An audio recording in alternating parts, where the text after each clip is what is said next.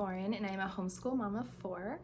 And today I'm going to be talking about The Good and the Beautifuls, Math 1. So I did Math 1 this year with my first grader and my second grader.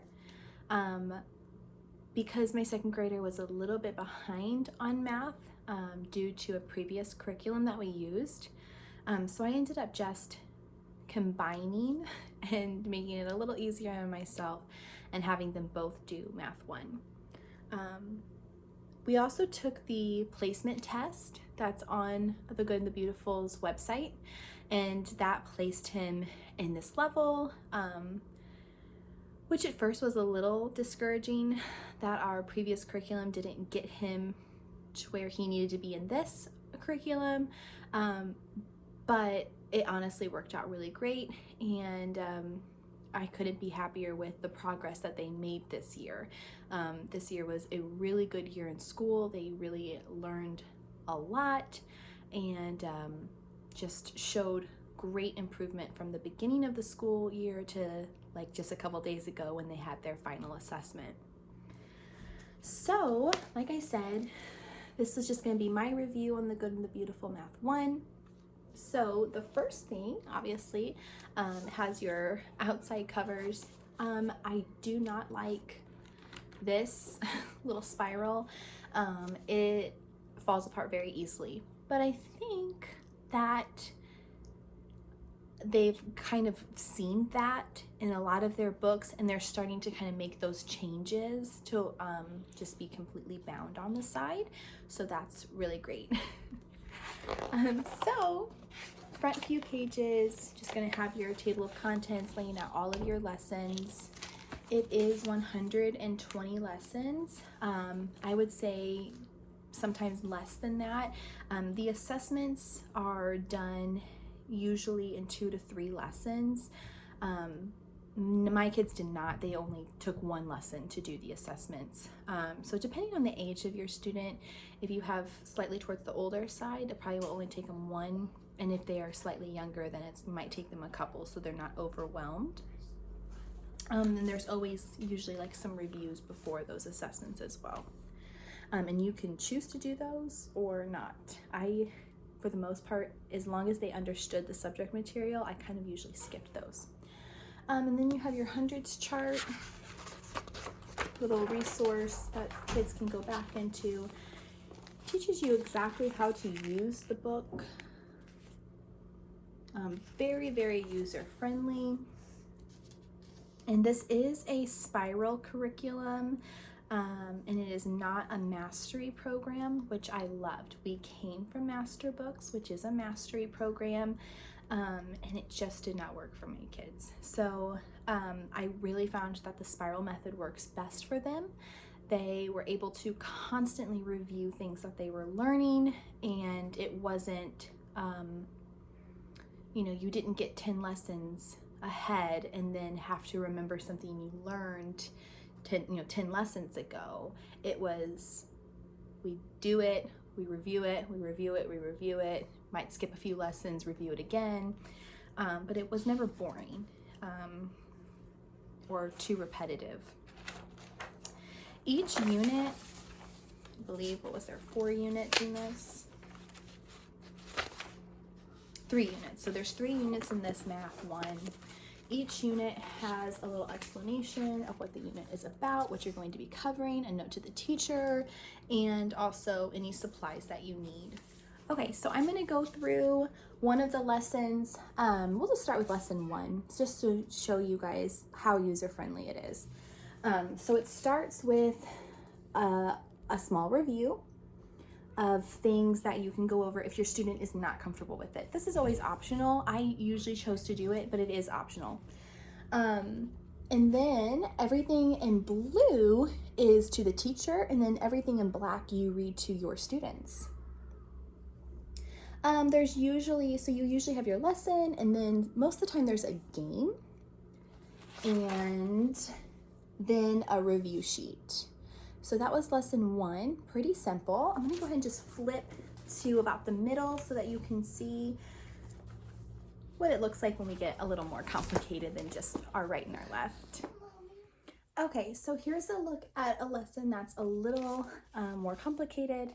So this was our using our fewest coins to pay. And again, it has a review, but this is really just practicing items that are not mastered yet.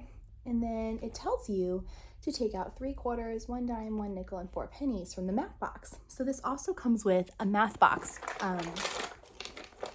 That is it's really so cute in the little wooden box.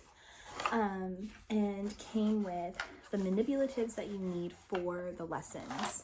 And in this lesson, we were going to be using these cute little boats that they used as little game pieces. They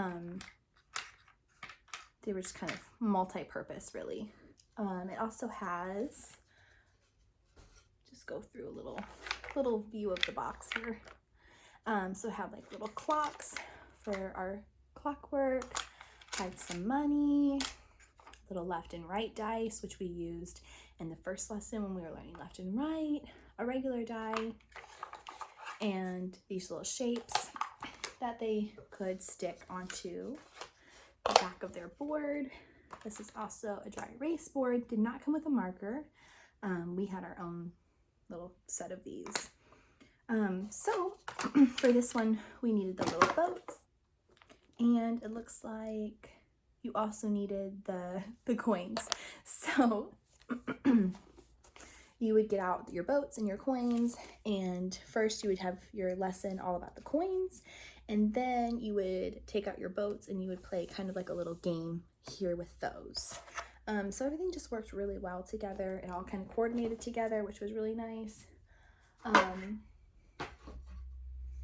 I didn't have to constantly get like a bunch of different boxes of manipulatives out as we've had to do in the past. It was just that little box, which fit perfect in our little cubbies that we use for school storage. And so after that, we have the review, and they would do this pretty much on their own.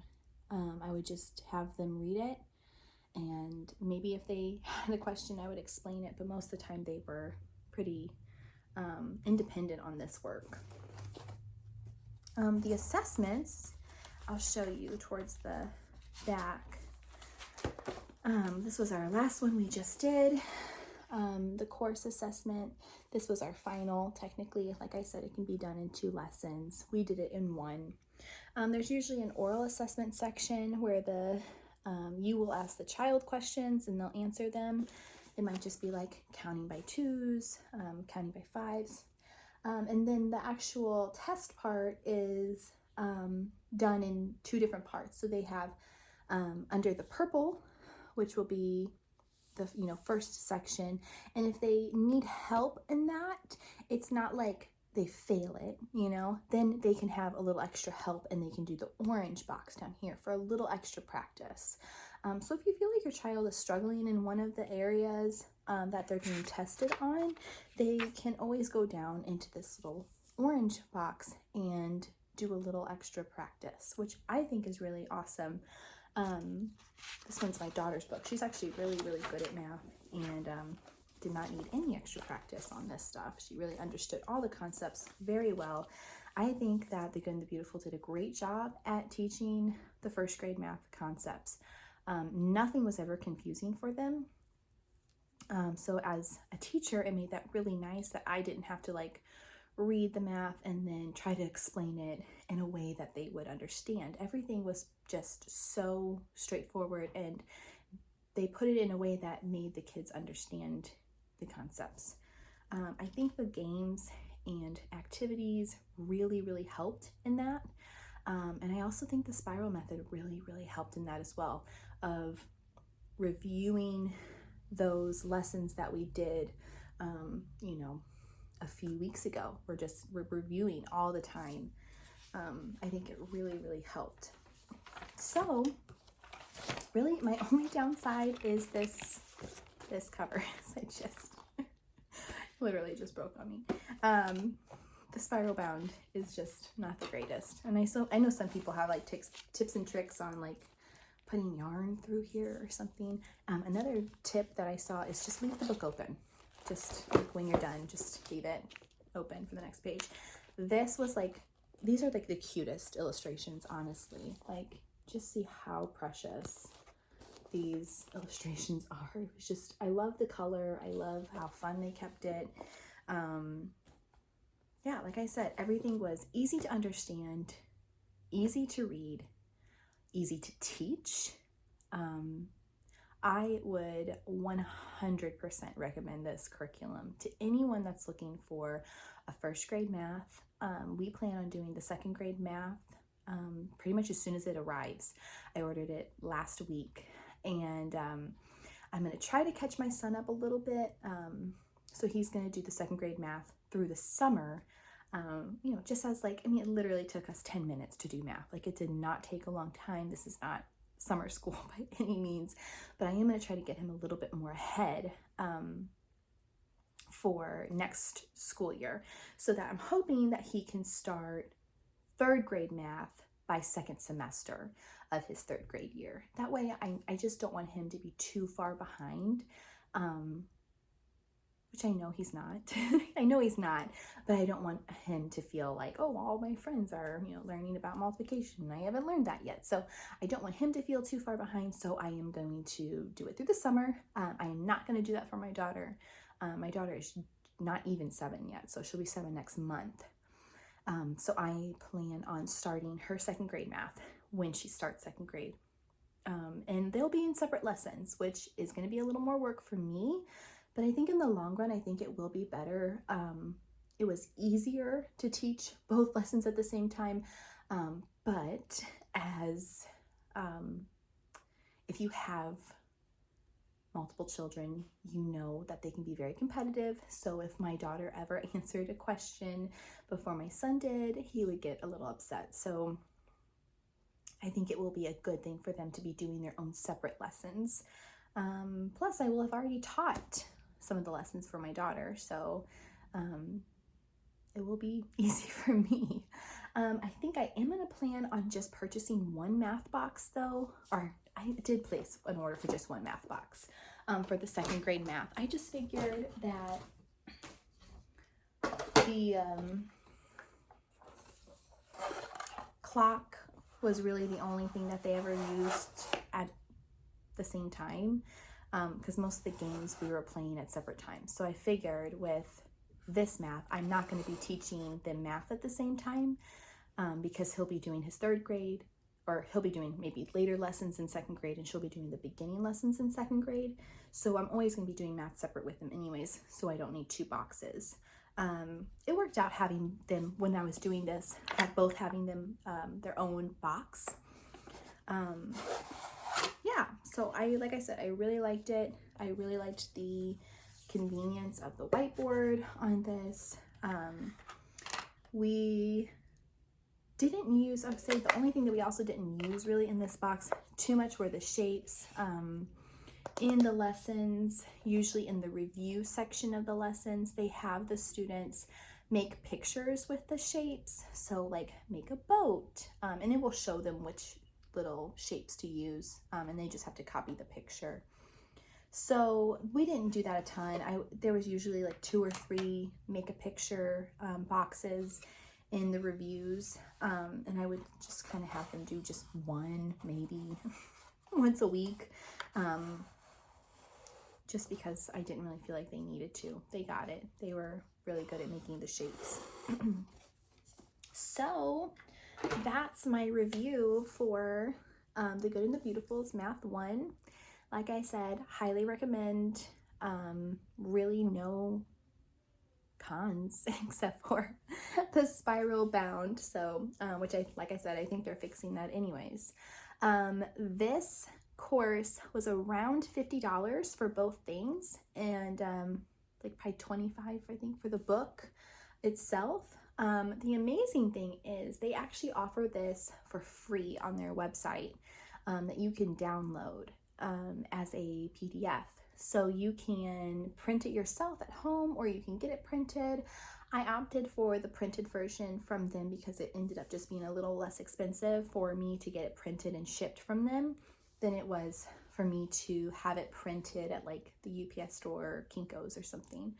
But another great resource is, I think it's called the Homeschool Printing Company. They have really, really great prices for their printing, and they do a great job. I've had multiple things printed through them that had to be printed.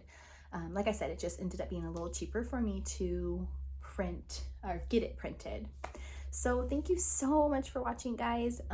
If you enjoy videos like this, I hope that you subscribe, and I'll see you guys next time. Thanks.